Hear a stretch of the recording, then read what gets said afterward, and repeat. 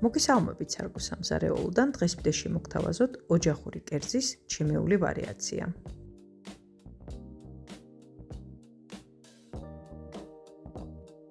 ხორცს დავუმატე მარილი, კურკუმა, შავი პილპილი, პაპრიკა, ცოტა ზეთი, ავორიე, მასას და გავაჩერე 20 წუთი.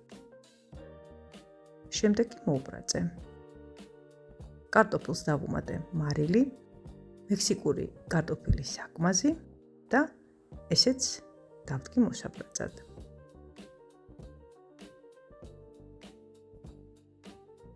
ხორცი მოიბრაცა, კარტოფილიც,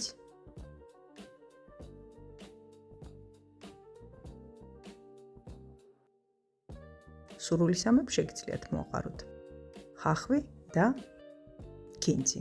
სულ ეს იყო. მე კი ამით დაგემშვიდობებით. დროებით.